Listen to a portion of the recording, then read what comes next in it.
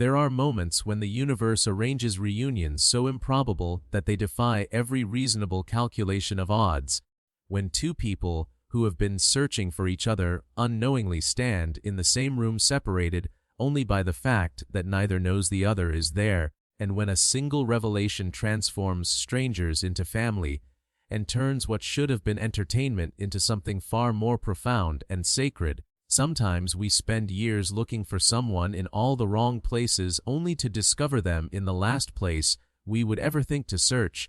Sometimes the child we grieved as lost forever is standing 20 feet away, not knowing we are the person who gave them life. And sometimes a game show stage becomes the setting for the miracle we stopped believing could happen. These are the stories that humble us with their impossible timing, that remind us we are all connected in ways we cannot see or predict, and that challenge our understanding of coincidence and fate, and the mysterious ways that lost things sometimes find their way home.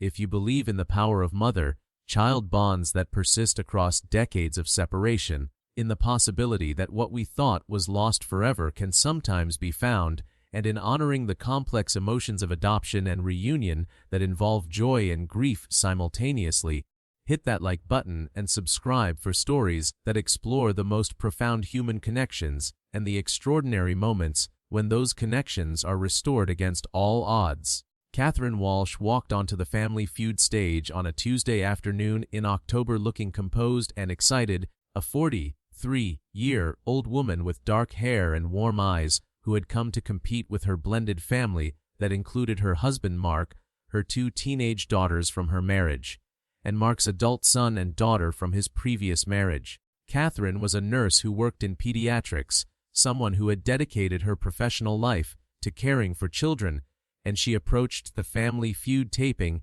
as a fun family bonding experience and a break from the intensity of her work.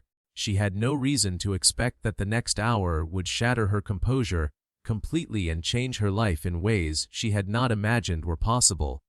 Steve Harvey greeted the Walsh family with his characteristic warmth, chatting with them about their family dynamics and making gentle jokes about blended families and the complexity of relationships that had to be navigated with care and humor. On the other side of the stage, waiting for their turn to be introduced, stood the Morrison family.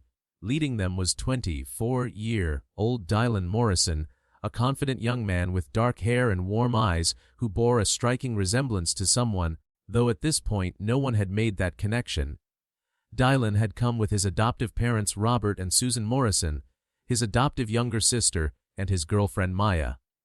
The Morrisons were a close-knit family from Arizona, and Dylan was a recent college graduate working as a teacher, following in his adoptive mother's footsteps into education.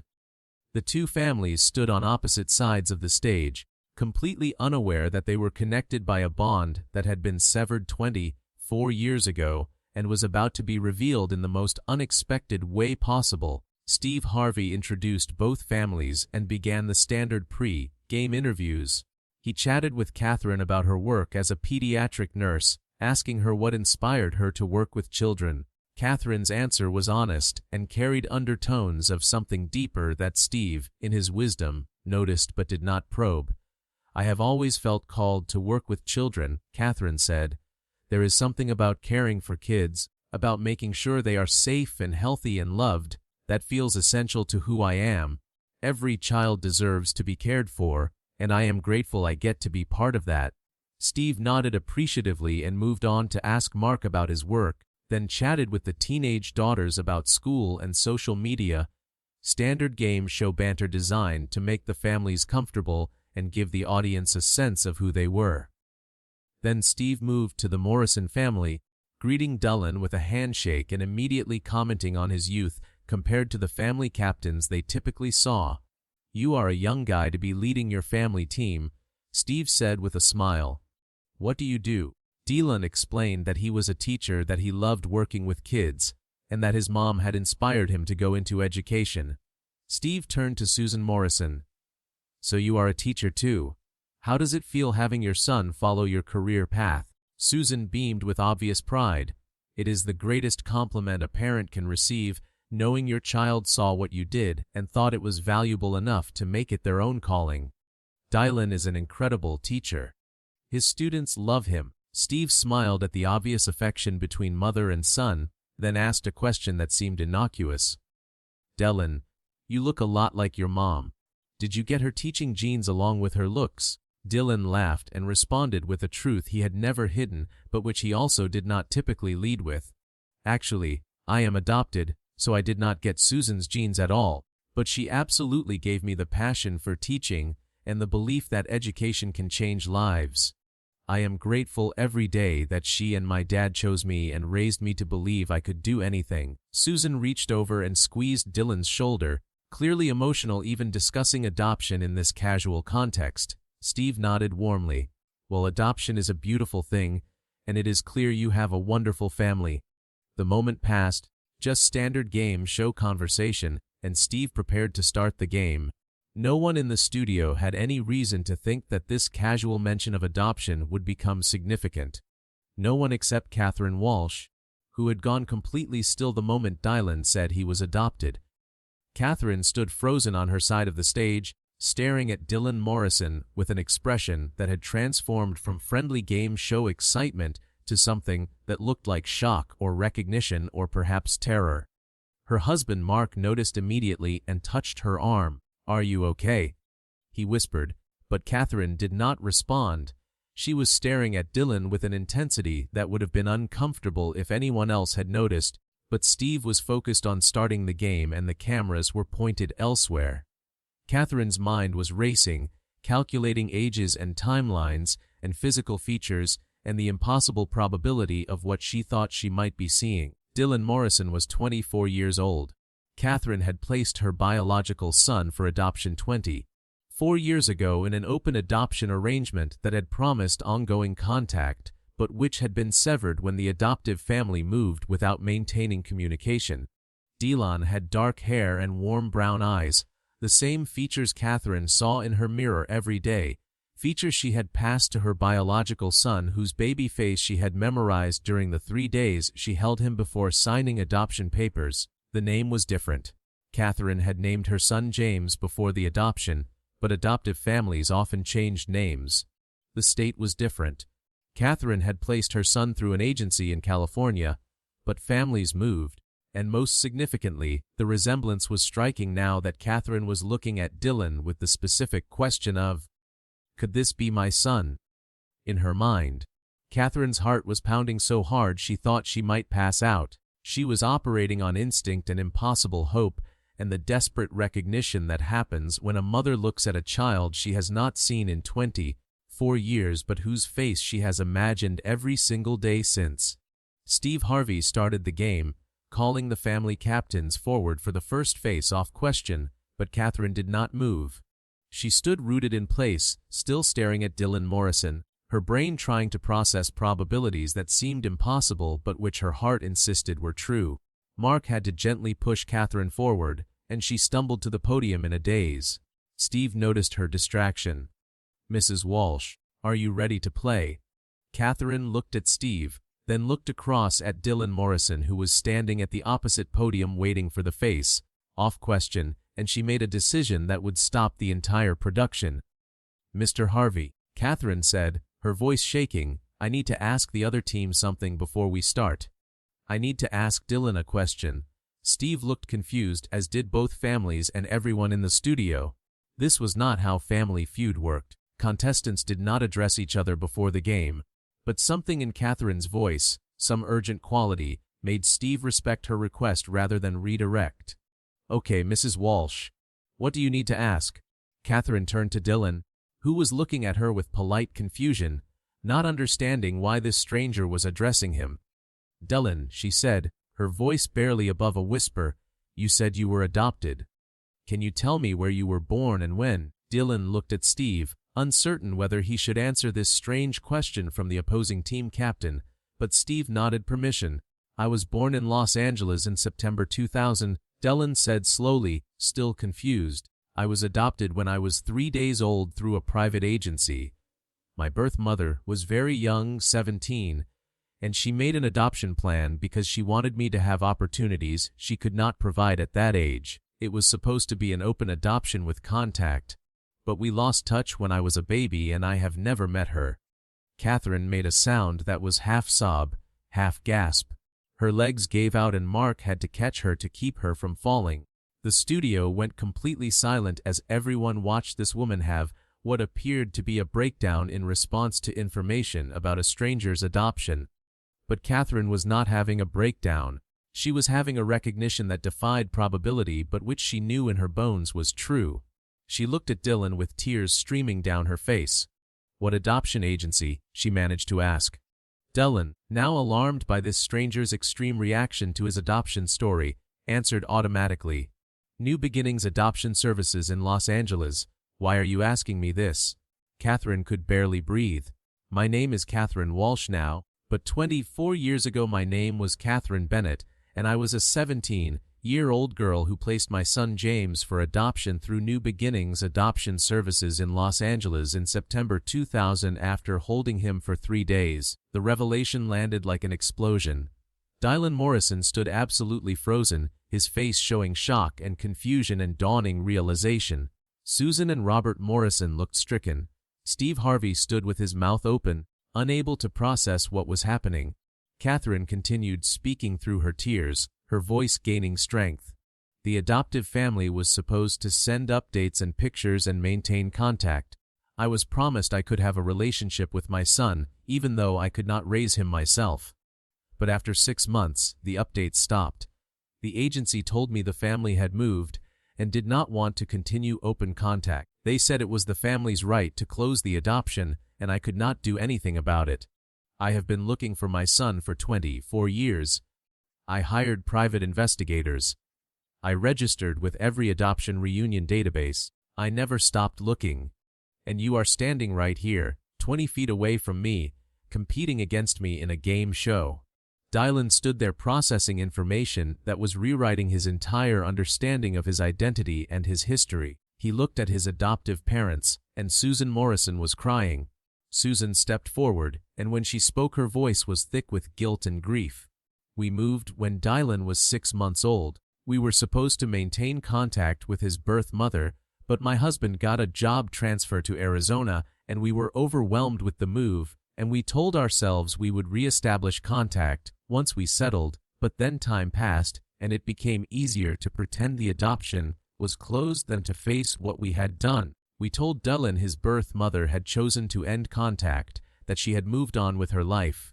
We told ourselves it was better for everyone if we just moved forward as a family without the complexity of maintaining open adoption.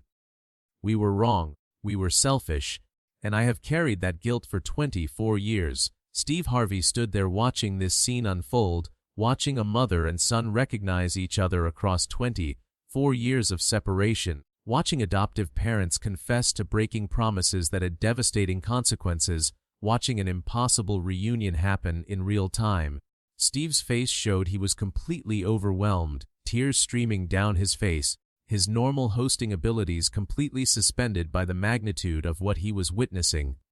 Dylan Morrison turned to look at Catherine Walsh, really look at her, and as he did he saw his own features reflected in her face. He saw the resemblance that had been there all along, but which he had no reason to notice until this moment. He saw his mother, not the mother who raised him, but the mother who gave him life, the mother who had been looking for him while he had been told she did not want to be found. Dylan's voice was shaking when he finally spoke. "You have been looking for me. For 24 years. You wanted contact." Catherine nodded, sobbing. "Every single day. I have thought about you every single day. I have celebrated your birthday every year alone, because I did not want anyone to know how much I was grieving you. I placed you for adoption because I was 17, and I had no support and no resources, and I wanted you to have the life I could not give you. But I was promised I could still be part of your life. I was promised you would know I loved you, that I chose adoption out of love, not abandonment. And then you disappeared, and I had no way to find you, and I have been searching ever since." Dylan took several steps toward Catherine, his girlfriend Maya and his adoptive family hanging back to let this moment unfold, and he stood in front of the woman who had given birth to him, but whom he was meeting for the first time. "Are you really my birth mother?" Dylan asked, his voice breaking. Catherine nodded. I know it seems impossible. I know the odds of us both being selected for Family Feud and appearing on the same day and competing against each other are astronomical. But yes, I am your mother. I held you for 3 days after you were born, and then I signed the papers that let the Morrisons adopt you, and I have regretted losing contact with you every moment since. Steve Harvey could not remain silent any longer. He walked over to where Catherine and Dylan stood facing each other. I have hosted this show for years, and I have seen many remarkable things, but I have never seen anything like this. The odds of this happening, of a birth mother and the son she placed for adoption both being on the same episode of Family Feud competing against each other without either of them knowing, those odds are impossible to calculate. This is not coincidence. This is something else. This is meant to be. Steve turned to his producers. Stop everything. We are not doing a game show today. We are bearing witness to a reunion. He turned back to Catherine and Dylan. What do you want to do? Do you want to talk? Do you want time alone? What do you need? Dylan looked at Catherine, then at his adoptive parents who stood several feet away looking devastated by their confession of breaking the open adoption agreement, then back at Catherine. I do not know what I want. I do not know what I am supposed to feel right now. I am angry at my parents for lying to me about you. I am confused about why I was told you did not want contact when you have been searching for me. I am overwhelmed by the improbability of this happening. But I also want to know you. I want to hear your story. I want to understand why you placed me for adoption and what your life has been like and whether you have other children and what you thought about when you thought about me. Catherine's face lit up despite her tears. I will tell you anything you want to know. Anything. I have been waiting 24 years to answer your questions. Steve made arrangements for Catherine and Dylan to move to a private area where they could talk with counselors, present to help them navigate this unexpected reunion. The studio audience remained in place, understanding they had just witnessed something extraordinary. Susan and Robert Morrison approached Catherine before she left the stage, and Susan spoke through tears. I am so sorry. We broke our promise to you. We took your son, and we cut you out of his life. And we told ourselves it was for the best, but it was not. It was selfish. It was cruel. And I have no excuse. Catherine looked at Susan, this woman who had raised her son, and her expression showed complicated emotions. You gave him a good life. I can see that. He is educated and confident and clearly loved. You were good parents to him, but you were not honest with him or with me, and that dishonesty has caused pain for both of us. I am grateful you raised him well, but I am angry you took him from me when I was promised I could still be part of his life. The conversation between Catherine and Dylan lasted for 3 hours. They sat in a private room with adoption reunion counselors present, and Catherine told her son the story of his conception, her pregnancy, his birth, and the agonizing decision to place him for adoption. She was 17 years old, still in high school, abandoned by Dylan's biological father the moment she told him she was pregnant, and living with parents who gave her an ultimatum: terminate the pregnancy or leave their home. Catherine chose a third option, moving into a group home for pregnant teens and making an adoption plan with an agency that promised open adoption. She chose the Morrisons because they seemed kind, and they agreed to ongoing contact, and she held Dylan for 3 days after his birth, before signing the papers that terminated her parental rights and made the Morrisons his legal parents. Catherine described those 3 days holding newborn Dylan as both the most beautiful and most painful days of her life. She told him about memorizing his face, about counting his fingers and toes, about singing to him and making promises that she would always love him and would always be part of his life, even if she could not raise him herself. She described signing the adoption papers as feeling like her heart was being ripped from her chest, but believing she was doing the right thing because she loved him enough to give him opportunities she could not provide. She talked about the 6 months of updates and pictures the Morrisons sent, how she treasured every photo and every detail, and then the devastating silence when the updates stopped and the agency told her the family had moved and ended contact. She described the years of searching, the private investigators who could not locate him because adoption records were sealed, The reunion registries she signed up for, hoping Dylan would someday search for her. The birthdays she celebrated alone with a cake she could not share. Dylan listened to his birth mother's story with a range of emotions crossing his face: anger at the circumstances that led to his adoption, sadness for Catherine's loss, gratitude that she loved him enough to choose adoption rather than abortion or keeping him in circumstances that would have been difficult, and rage at his adoptive parents for lying about the open adoption agreement. He told Catherine about his childhood, about growing up in Arizona, about his adoptive parents who had been loving, but who he now knew had kept crucial information from him.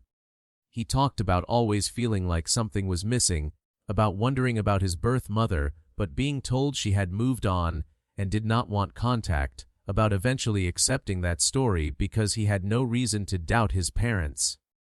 He talked about his own career choice to become a teacher, about his love of working with kids, and about how surreal it was to discover that his birth mother was also someone who dedicated her professional life to caring for children.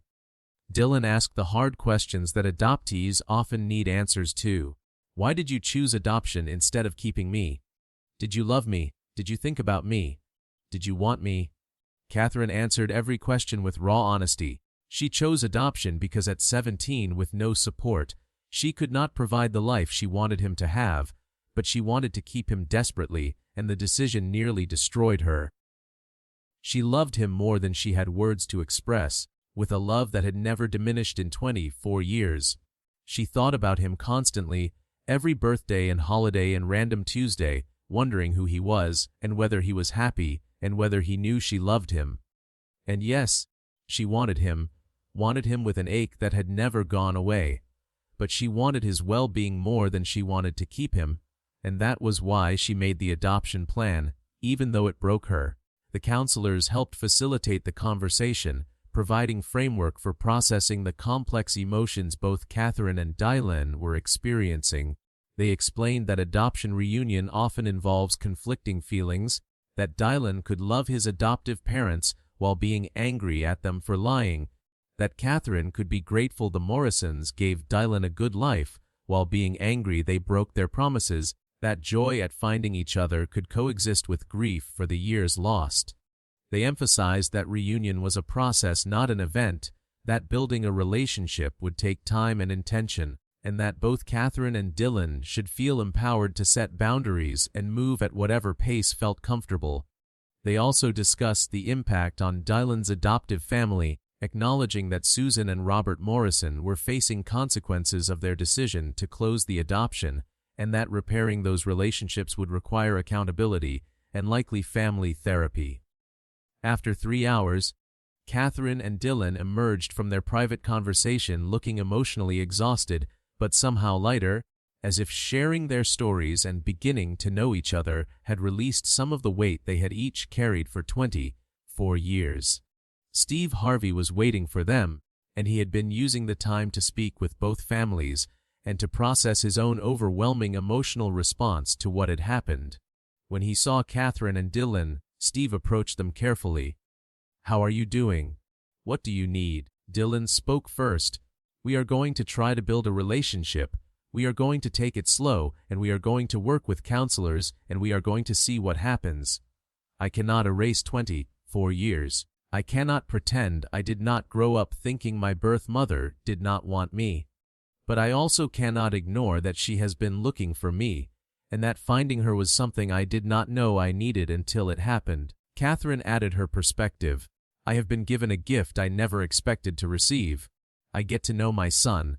I get to hear about his life and tell him about mine. I get to answer his questions and hopefully give him some peace about his origins.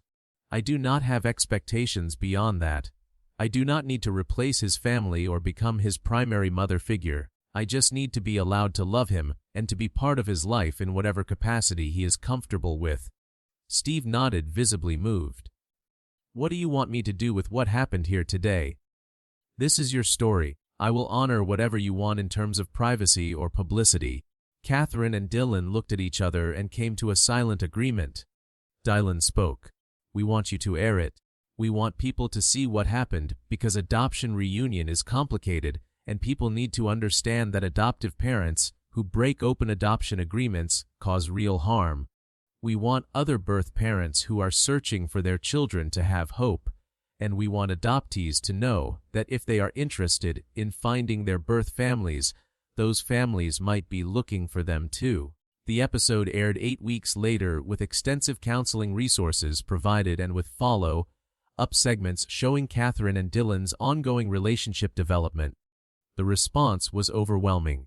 The clip of Catherine recognizing Dylan and the subsequent revelation became one of the most viewed moments in television history, reaching billions of people globally. The adoption community responded with intensity, with birth parents sharing stories of lost contact with children they placed for adoption, with adoptees sharing their own reunion experiences or their struggles with closed adoptions, and with adoptive parents discussing the ethics and challenges of maintaining open adoption agreements. Adoption agencies and social workers used the episode in training about the importance of honoring open adoption commitments and about the psychological impact on both birth parents and adoptees when those commitments are broken. The segment also sparked difficult but necessary conversations about the power dynamics in adoption, about how adoptive parents control access between birth parents and adopted children, and about the need for better legal enforcement of open adoption agreements. Many states do not legally enforce open adoption agreements, meaning birth parents have no recourse when adoptive families decide to close contact. Catherine and Dylan both became advocates for adoption reform, particularly for stronger legal protections for open adoption agreements and for better post-adoption support services for all members of the adoption triad: birth parents, adoptive parents, and adopted individuals. Catherine and Dylan built their relationship carefully over several years. They met monthly for the first year, always in public places, or with family present as they learned to know each other as adults, rather than trying to recreate a mother-son relationship that had never existed in traditional form. Dylan processed complicated feelings about his adoptive parents, eventually participating in family therapy with Susan and Robert Morrison to address the betrayal of their lies about the open adoption. The Morrisons took full responsibility for their actions, acknowledged the harm they caused both Catherine and Dylan, and worked to rebuild trust with their son while supporting his developing relationship with Catherine. It was painful work that took years and required the Morrisons to confront their own insecurities and selfishness that had led them to close the adoption. Catherine introduced Dylan to his half-sisters, her daughters from her marriage to Mark, and Dylan gained siblings he had not known existed. The sisters welcomed their older brother enthusiastically, excited to know him and to understand more about their mother's history. Mark supported Catherine's reunion with Dylan, recognizing that this was something his wife had needed for decades, and that Dylan's presence in their lives completed something that had been missing. Dylan introduced Catherine to his girlfriend Maya, who became an important supporter of the reunion process. 5 years after their improbable reunion on Family Feud, Maya and Dylan married, and Catherine attended the wedding sitting alongside Susan and Robert Morrison, all of Dylan's parents present to celebrate his happiness. 10 years after that Family Feud taping, Catherine and Dylan participated in a documentary about adoption reunion. They spoke honestly about the challenges and joys of building relationship as adults, about the grief that persisted even as they celebrated finding each other, about the complexity of integrating birth family and adoptive family. Catherine reflected on how that day on Family Feud had seemed impossible, how she had been frozen in shock when she recognized Dylan, how she had broken all game show protocols to ask questions that revealed the truth. She talked about how she would have been content never finding Dylan if it meant he was happy and well, but that finding him and knowing he was happy and well was a blessing beyond what she had dared hope for. Dylan spoke about how discovering his birth mother had been searching for him all along had reframed his entire understanding of his adoption, how learning the truth about the broken open adoption agreement had been painful but necessary, and how knowing Catherine had given him a more complete sense of identity and belonging. Steve Harvey, reflecting on that day 10 years later, called it the most extraordinary moment in his career. He described how he had initially walked off stage not in performance, but because he was genuinely overwhelmed by what was happening, how he had needed to compose himself before returning to help facilitate what came next. He talked about the impossible odds of Catherine and Dylan, both applying to Family Feud, both being selected, both being scheduled for the same taping day, both being placed on opposing teams. He emphasized that while the reunion was beautiful, it had happened because of broken promises and lies that caused decades of pain, and that the happy ending did not erase the harm done by breaking the open adoption agreement. Steve used his platform to advocate for adoption reform and to encourage adoptive families to honor their commitments to birth families. The story of Catherine Walsh and Dylan Morrison became a touchstone in adoption discourse, referenced in academic papers about adoption ethics, in training materials for adoption agencies, in support groups for birth parents and adoptees.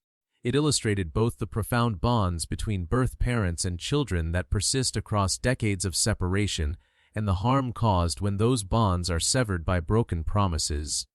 It demonstrated that while reunion can be joyful, it is also complicated and painful and requires extensive emotional work from everyone involved. It showed that adoptive parents and birth parents are not competitors, but rather different people who love the same child in different ways, and that when all parties approach adoption with honesty and respect, everyone benefits. Catherine continued her work as a pediatric nurse, but she also became a volunteer with adoption support organizations, helping other birth parents navigate their grief and their searches for children they placed for adoption. She spoke honestly about how finding Dylan had not erased the 24 years of loss, how she would always grieve the childhood she missed with him, but how knowing him as an adult and being part of his life going forward gave her peace she had not thought possible. Dylan continued his work as a teacher while also advocating for adoptee rights and for better education about the lifelong impact of adoption on all involved parties. He maintained relationships with both his adoptive family and his birth family, refusing to choose between them and insisting that acknowledging his birth mother did not diminish his love for the parents who raised him. The documentary concluded with Catherine and Dylan standing together looking at photos from Dylan's childhood, pictures Susan and Robert Morrison had finally shared with Catherine years after the reunion. Catherine looked at images of her son's first day of school, his soccer games, his high school graduation, all the moments she had missed, and she cried for what was lost while being grateful for what was found. Dylan put his arm around Catherine and said something that captured the complexity of adoption reunion. "I lost my childhood with you, and you lost your son's childhood. We cannot get that back. But we have now, and we have the future, and I choose to focus on what we can build together rather than only grieving what we lost. You are my mother, in a different way than Susan is my mother, but you are my mother and I am grateful I found you." Catherine responded, "I am grateful the universe brought us back together, even if it took 24 years and a game show to make it happen." If this story moved you, if the improbable reunion of Catherine and Dylan reminded you that what seems lost forever can sometimes be found in the most unexpected ways, if you believe in honoring open adoption agreements and supporting all members of the adoption triad, please subscribe and share this story widely.